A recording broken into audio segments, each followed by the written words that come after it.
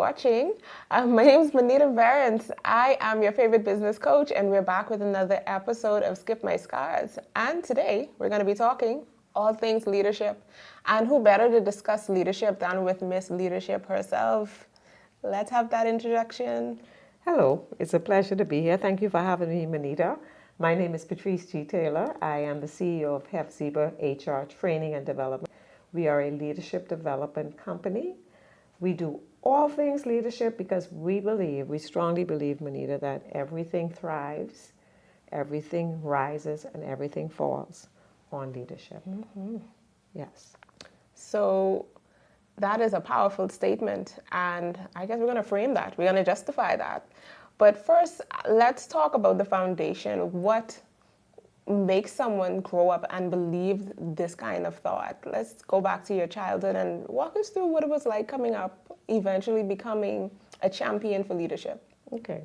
So my childhood, when I think back on it, when you're actually immersed in an environment, you don't understand until sometimes later you get it. And now I get it, right? That yes, all leaders are born. I believe that we're all born with leadership on the inside of us, but it's something that has to be nurtured. A lot of people don't understand that leadership is something that has to be nurtured, right? But when I think about my childhood, I think about the days when someone would be, let's say, messing around with my sister, who is older than me, but because of her personality, she would tend to, be more submissive. Yeah. Not me. I was the one who would go to war on her behalf or on anybody's behalf who I thought needed that voice or, I'm going to say it, that physical touch, right? That was me. That was me. I came to earth with that personality. Wow. And then as I matriculated through high school, I realized on hindsight now that I was the one that planned the prom. They said no prom.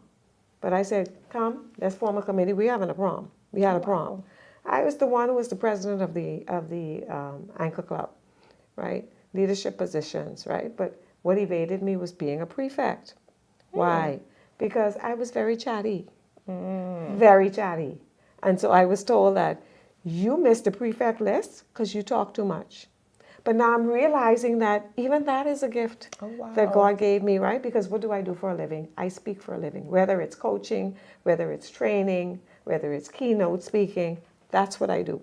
So sometimes when we see young children and we don't understand their personality, it's just about channeling it, right? So again, about my growth.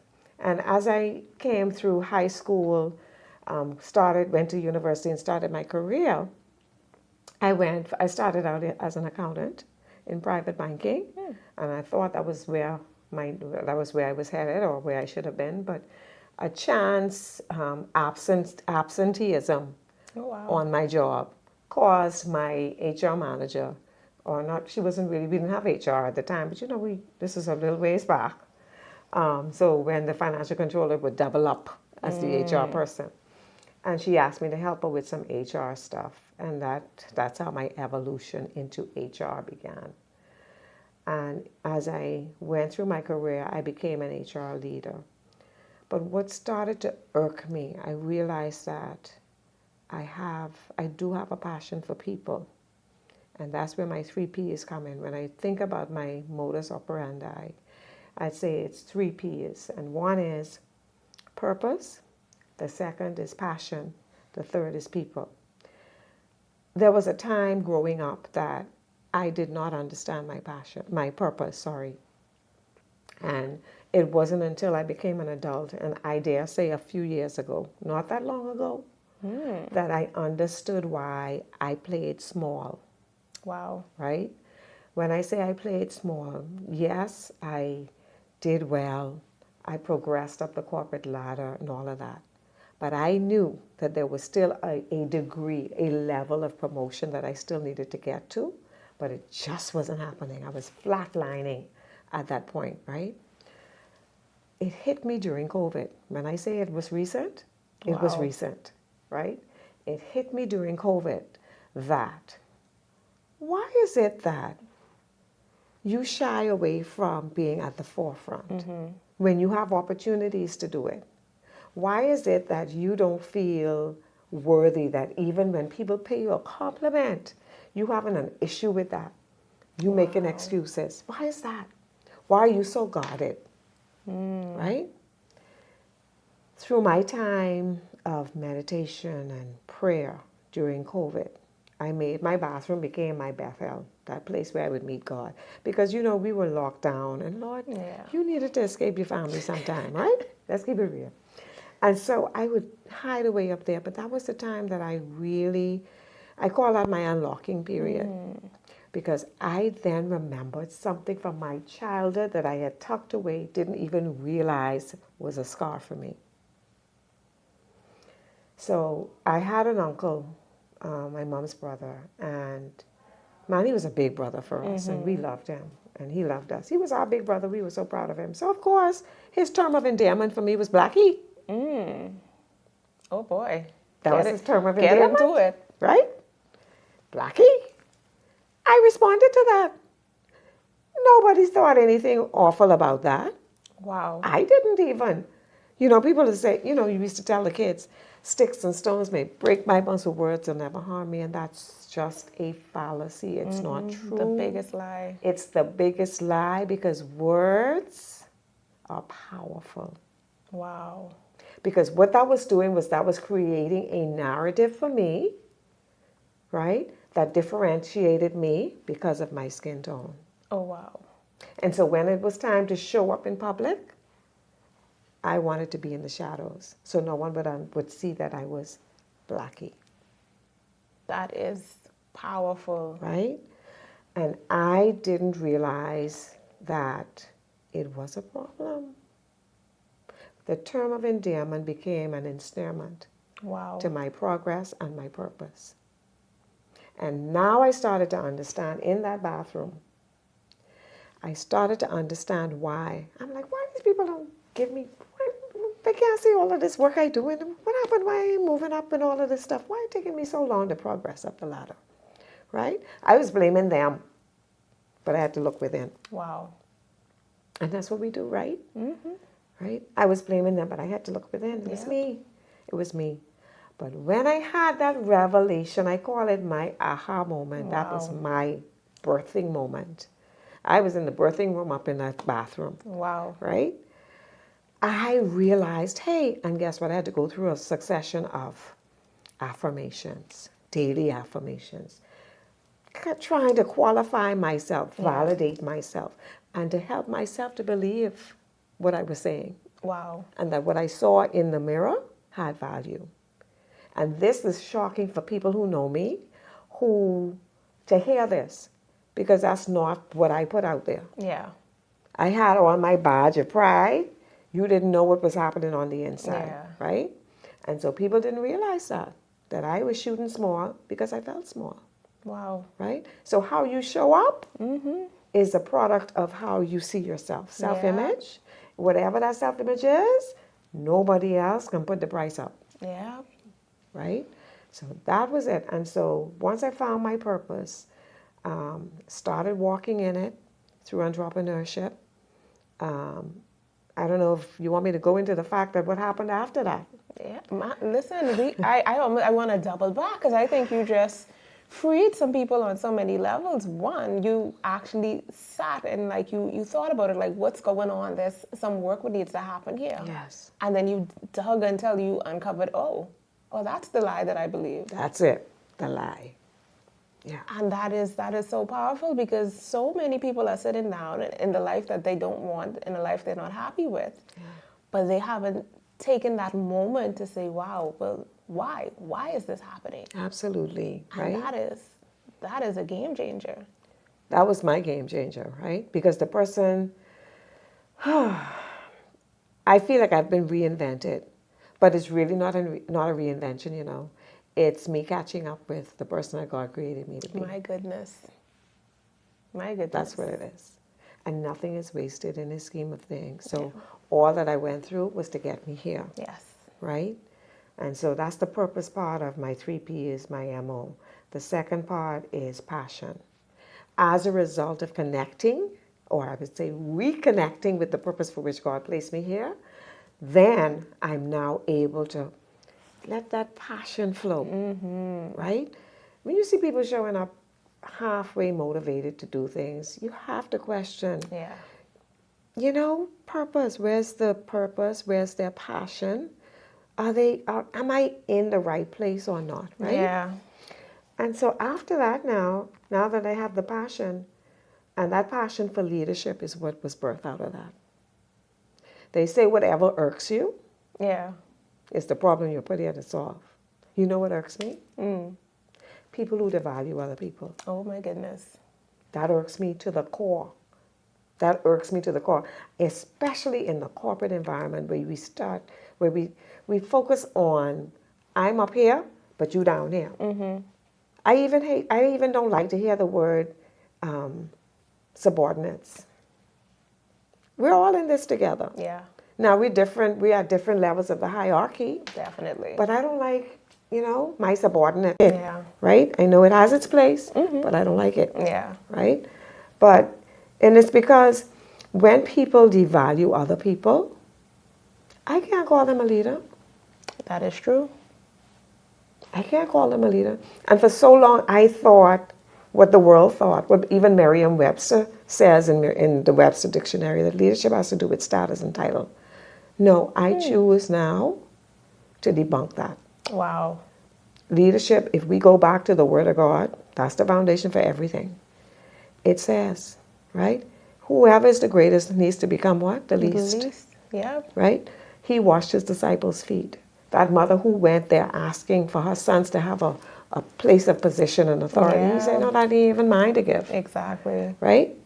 So somehow, now to bring that into our world, the time that we're in, foundations don't change. Yeah. That's the foundation of leadership right there. And that's what I've ascribed to. That's what I'm passionate about. And that's what I'm here to teach the world. I believe that's my assignment. Wow. Right? And your assignment is always attached to people. And through it, lives are changed. That is, there's so many parts we could dive into. But that last point, the people, when a lot of people think about their passion and their purpose, especially if they're not in a customer-facing role or if it's not something where they're overtly interacting with people all of the time, they don't feel as though, okay, their passion or their purpose has to do anything with people. But you're right, because everything is so interconnected. At some point, what you do impacts people. That's right. There's nothing that we do on a day-to-day basis that does not impact people. Yes, that is so true. No man is an island. So That is so true. everything that we do has to do with impacting people. That is powerful. Right? And that's why leadership isn't about title. It's about influence. Yeah. Because we're always influencing people, whether for good or for bad. Yep. Right? Yeah. So, wow. So you were on that path. You found yourself in that bathroom. And so I'm assuming a spark was lit and you went on that journey. What was it like diving into entrepreneurship? Because that's not for the weak. So it was scary. It was scary. I'll tell you why. Like for about 2 years before COVID, I knew that, okay, I started a plateau now. Time to do something else. Yeah. Right? Not so much something else because I still have that passion for human resources. But I knew that I was at a point, I remember looking out of the window of my office all the time thinking, Lord, there got to be more for me. Got to be more for me. I remember wheeling myself out of my car lunchtime after lunch saying, oh, Lord, now I got to go back in. Right? And I saw, too, my attitude start to change. Yeah. And we never want to lose character. Yeah. We never want that to happen. But, so my mind is saying, we like to try to figure things out. My mind is saying, well, when my last one, Zion, is done high school, I can look at doing something different. Yeah. I can look at being on my own, right? But boy, Les Brown is a mentor of mine. Les Brown said, when you don't know when it's time to go, you can get some help. Yeah. You can get some help. Life come in. Oh, man. So life came on November 3rd, 2020. Oh, wow. It came. And the funniest thing is that morning I remember saying to my husband, I said, something's going to happen today. I just feel it. Something is going to happen today, right? After that, I'm in the kitchen on the phone with my mom and just kind of rehearsing with her because she knew where I was in terms of feeling, stagnant. Yeah. And she said, well, you think you can get your call today? Just like that. My mom said that. And I said, boy, you never know. Lo and behold, on the same call with her, there's a call coming through. And I said, Mom, I'm going to have to call you back with somebody on the phone. Wow. My managing director and my supervisor saying that we have to let, I think it was 12, 13 people go, and you're going to be one of them immediately. So I did my happy dance because for me that was a confirmation. Wow. Remember now, I realize now why I had to go through the process of birthing in that bathroom. Yes. So that when it came, I would be aligned and Yes. ready to face it, right? So there was no hard feelings to this day against that company. Businesses do what they have to do, right? Oh, yeah. But listen, when you're prepared, I'm not saying that, yes, I was prepared. I was prepared, right? I even had a dream that it was coming. Wow. So I was being prepared for it. And so the curtain came down. And then I went along my way from free to fee, just putting myself out there. Yeah. Sowing seed, doing little workshops for people free. Wow. Right? I had the cushion because, of course, redundancy, you're getting paid, right? Yeah, Redundancy paid. But I'll tell you, Monita, after that first year, December came. After that first year, and I said, okay, no more relying on redundancy money. Yes. Because no money coming in. That first year I probably had $5,000 come in. Wow. For the year. All right? This is going to help some business person. Yes. $5,000 come in for the year. By year 2, I was up to my 6 figures. Oh, my right? goodness. But I kind of took you all too fast to the 6 figures. What I should do is come back. There was a period at 3 months straight. Zilch, zero came in. I remember driving in my car, crying out to God, Lord, you told me to come out here. You left me alone. What's going on? Wow. Got a job offer and decided, I think I can take this job offer because that's safe. Safe. My husband said, not a day like it. Wow. He said, is this what you want? You want to go Wow. back? Is this what you want? And I had to think about that. I had to cry through that. I had to pray through that. Wow. And endure the 3 months of zero. Oh, wow. Unable to make ends meet. And I believe now, looking at that, it was a test. And as entrepreneurs, that's the thing. Like you said, it's for the strong, right?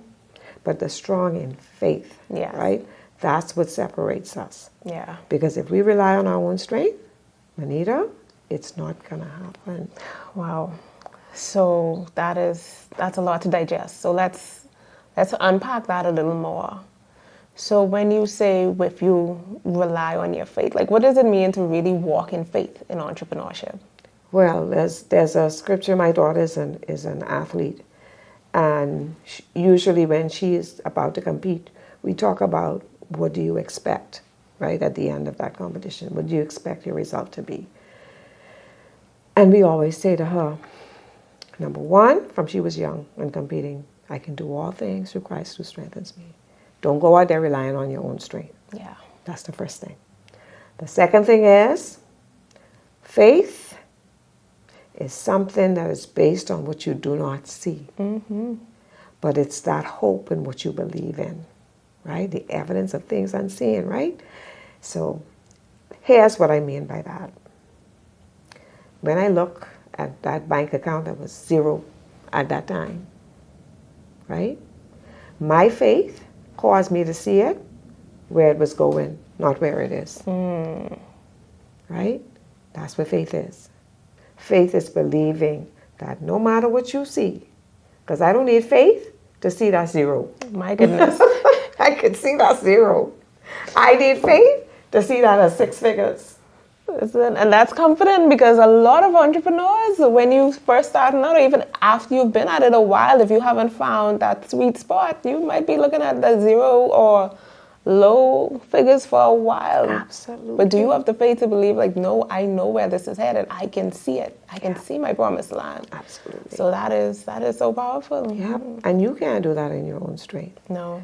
Right? And I'm not saying that it was just that 3 months. There have been ups and downs through it. Yeah. And I'm sure, that's going to be that's the climate, right? That's the way it is. Entrepreneurship, like you said, it's not, if you want stability, stay on the man job. Yeah.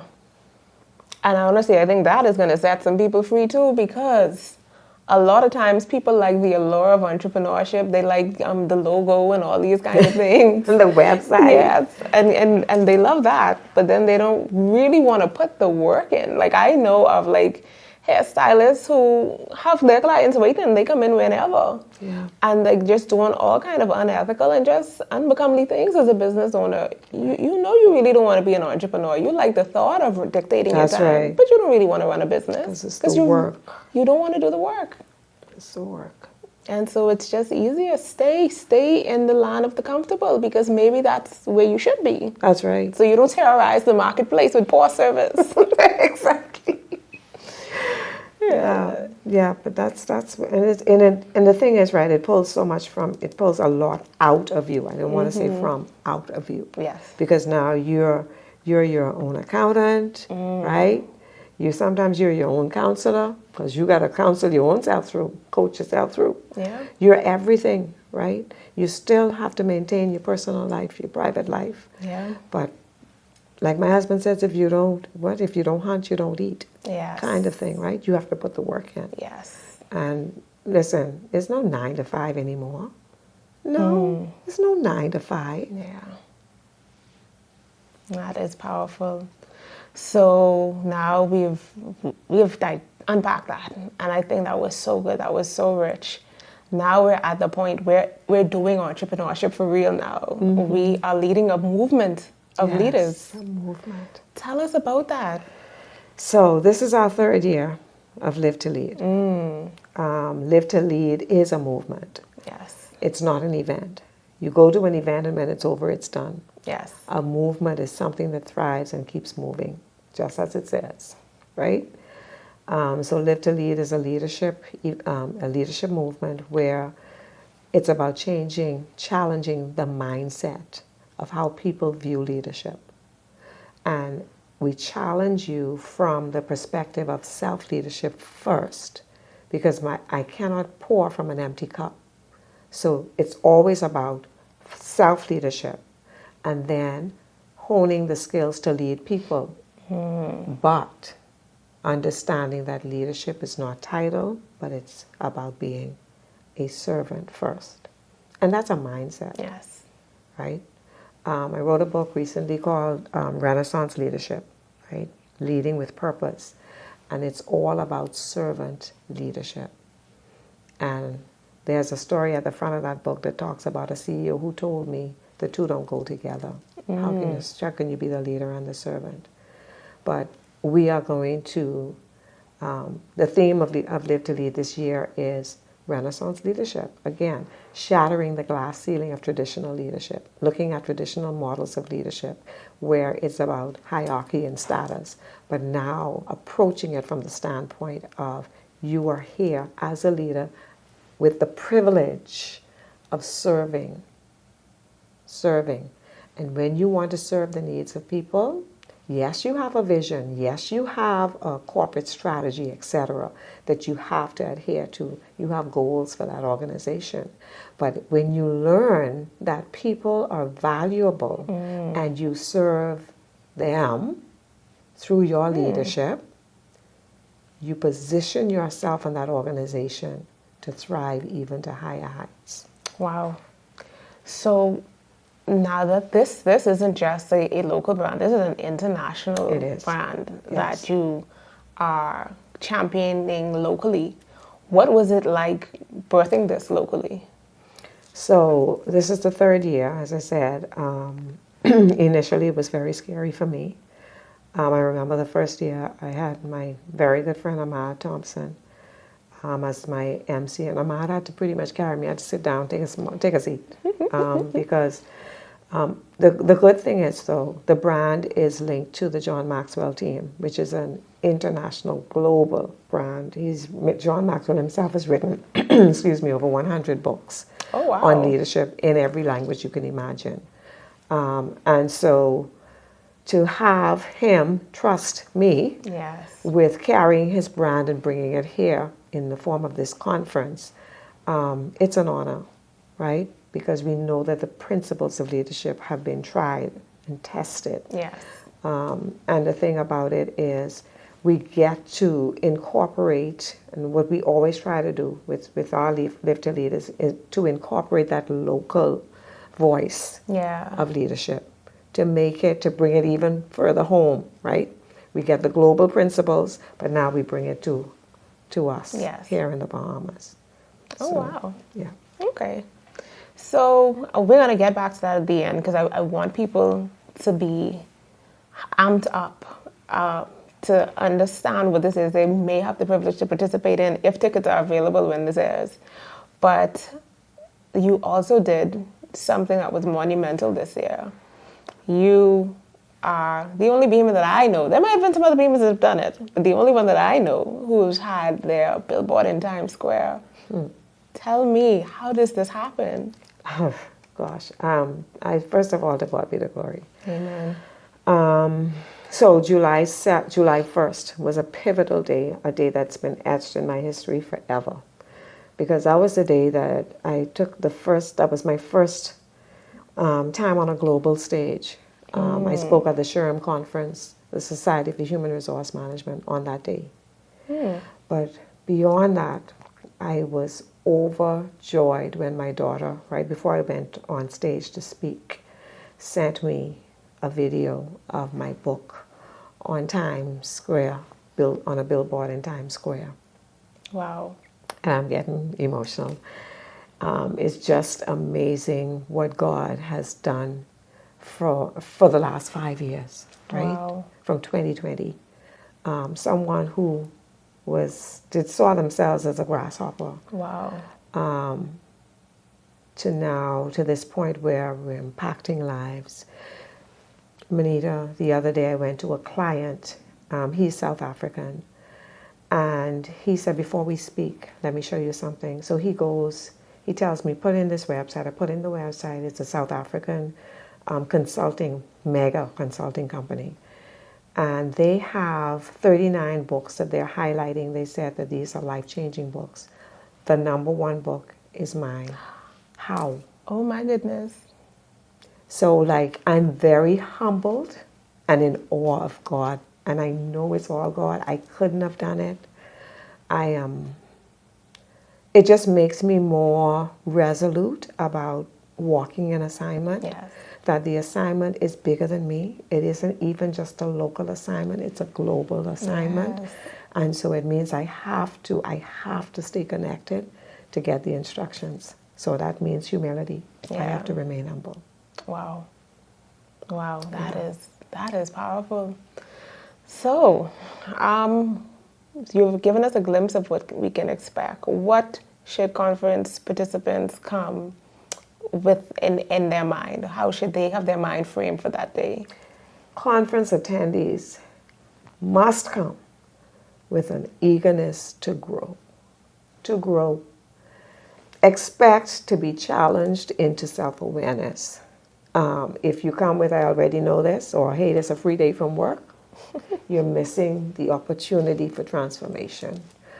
At the end, when people leave, I almost can guarantee that everyone will be able to take something back from them, whether it's changing the trajectory of their personal life, their home life, their private life, or just focusing on their professional. The two go together anyway. Yes. They go together anyway. Mm-hmm. So they can come expecting to be changed because we are looking at what true leadership is from the lens of leading others. Of course, leading yourself first, leading others, right? And what values-based leadership really looks like. Wow. Right? Focusing on values. Wow. And making a difference, yeah. All right. So As we are preparing to wrap up, give us the name of the books. Of course, I'm going to get the links, so those links are going to be in the description. But tell us, because you are a serial author at this point. Oh wow! I wouldn't put it that way. So I have another book that I've started. The idea is to have it. Well, that's the Lord leads, to have it ready by the end of the year. And today, actually, I got another theme, so I won't talk about that. But anyway, so we have two so far. The one that was birthed out of what I call Bethel, my bathroom, was the 12 steps to finding purpose. It takes us through this journey, my journey. It's almost like an autobiography, but it's also a teaching tool. Wow. Because people who get it in their hands, they will see some aspect of their life in it. And it's a step-by-step journal to freedom from bondage, from the bondages of I know what mine was from childhood. We all have something. Yes. We all have something. So it's taking us through that step of freedom into purpose. Wow. Right? And the second book is called Renaissance Leadership. And when I thought about it today, actually, I just realized the connection between the two books. Like, we're not ready to move on to this level of leadership until we deal with. Yeah. Right? We have to go through this period of unlocking. It's a so that process. first book is that process of unlocking to get you to here, where you start to catapult your leadership journey. And now it extends to how do you lead others. Wow. Yeah. So I now see the connection. I love it. This was so good. All right. So for our last question, what is the scar you would want to encourage other persons to skip? I wouldn't even, Monita, it's hard to say skip your scars because I think scars are necessary. Yeah.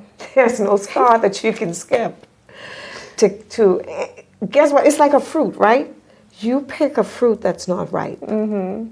You circumvent the process of growth. Now, you know they're not as sweet as they can be. The ones that stay on the tree and go through the process of growth and becoming a ripe fruit, Yeah. they're the sweet fruit. No, ma'am, you don't want bitterness. Yeah. So we have to go through the scars. So we're gonna skipping the process. Yeah, you can't skip process. Yeah, we're gonna skipping the process. We can skipping the process. We're gonna skipping the process. You can't. Yeah. You can't. And the thing is, we don't get to choose the scars. Even the scars have been crafted for us. Because there's a word that says all things. All things. All. Work together for the good of them that love the Lord. And are called what? According to what? Yeah. Purpose. There's a purpose in everything. So we can't circumvent it. My goodness. That is powerful. Thank you so much. My pleasure. It's been a pleasure. Thank you for having me.